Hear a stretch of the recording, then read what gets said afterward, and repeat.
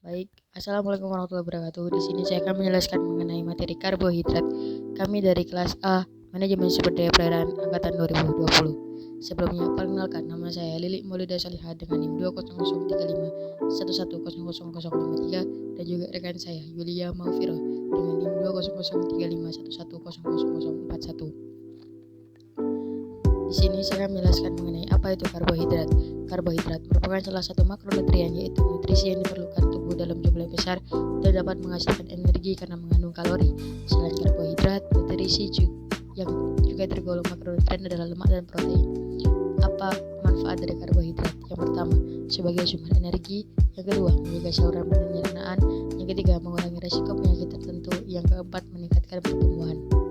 Selanjutnya, di sini saya akan menjelaskan mengenai glikolisis. Glikolisis berasal dari kata gliko dan lisis yang berarti penguraian. Glikolisis merupakan proses penguraian gula 6 karbon menjadi 2 molekul asam pirufat berkarbon. Proses glikolisis terbagi menjadi 9 tahap. Pada tahap 1 sampai 4 proses glikolisis membutuhkan ATP. Kemudian pada tahap 5 sampai 9 menghasilkan ATP. Berikut ini tahapan glikolisis yang perlu diketahui. Fase 1 yang memerlukan ATP. 1. Glikolisis diawali dengan fosforilitasi glukosa melalui glukosa 6-fosfat. Yang kedua, glukosa 6-fosfat mengalami isomerisasi menjadi fruktosa 6-fosfat. Selanjutnya, fruktosa 6-fosfat mengalami fosforilitasi menjadi fruktosa 1,6-fosfat. Setelah itu, mengalami isomerisasi kembali menjadi glycerolida 3-fosfat. Fase 2 untuk yang menghasilkan ATP, glycerolida 3-fosfat mengalami oksidasi dan berubah menjadi 1,3 difosfoglycerol. 1,3 glycerol merupakan senyawa tinggi dengan bantuan fosforigliserat kinase kemudian berubah menjadi 3 fosforigliserat, berisomerisasi menjadi 2 fosforigliserat, kemudian berubah menjadi fosfonil pirufat, dan yang terakhir menjadi pirufat. Di sini saya akan menjelaskan hubungan dengan glikolisis dengan karbohidrat. Melalui glikolisis, segera terlibat dalam produksi ATP. Karbohidrat yang ada dalam diet sebagian besar terdapat polimer heksosa. Di antaranya yang paling penting adalah glukosa, galaktosa, dan fruktosa. Begitu masuk ke dalam sel, glukosa secara normal difosforilisasi untuk membentuk glukosa 6-fosfat. Pemecahan glikogen menjadi pirufat atau laktat disebut dengan glikolisis. Glikolisis berlangsung di dalam sitosol semua sel. Glikolisis juga dapat bekerja tanpa oksigen.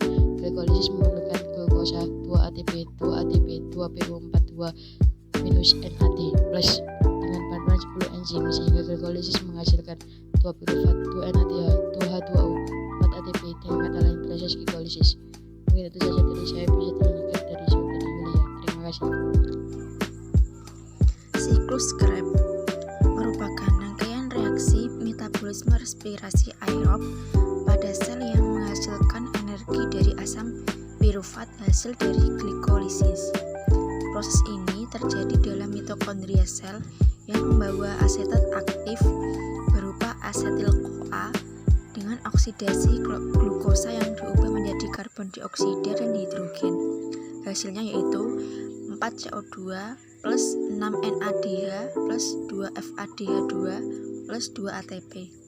Fungsinya: 1. Menghasilkan sebagian besar karbon dioksida. 2. Sebagai penghasil koenzim terreduksi yang menggerakkan rantai pernapasan untuk produksi ATP. Yang ketiga, mengonversi energi dan zat berlebih untuk digunakan dalam sintesis asam lemak sebelum pembentukan trigliserida. Siklus Cori yang disebut berdasarkan penemunya yaitu Carl Cori dan Gerty Cori adalah siklus energi yang dibentuk antara lintasan yang menghasilkan 3 senyawa yaitu asam laktat, asam pirufat, dan alanina dengan lintasan gluconeogenesis. Siklus Cori terjadi antara sel otot lurik dan organ hati. Oleh karena otot lurik pada saat berkontraksi akan mendifusikan asam laktat dan asam pirufat keluar menjadi sirkulasi darah. Siklus Cori memiliki 2 lintasan. Jika kedua lintasan melakukan aktivitas tinggi pada saat yang bersamaan, hasil akhir akan berupa hidrolisis terhadap 2 ATP dan 2 GTP untuk tiap siklus reaksi. karbohidrat pati, amilum bagi perikanan dan kelautan, yaitu sebagai sumber energi yang biasa dijadikan sebagai pakan alami ikan. Pati dapat dijadikan pelet kering dan sebagai bintir atau perekat pakan ikan. Kemudian pati tepung tapioka digunakan sebagai asupan karbonnya untuk meningkatkan kualitas air tambah ikan. Amilum atau pati dihasilkan oleh tumbuhan seperti rumput laut untuk menyimpan kelebihan glukosa sebagai produk fotosintesis.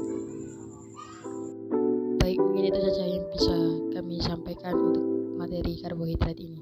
Apabila ada kesalahan ataupun disengaja maupun tidak dari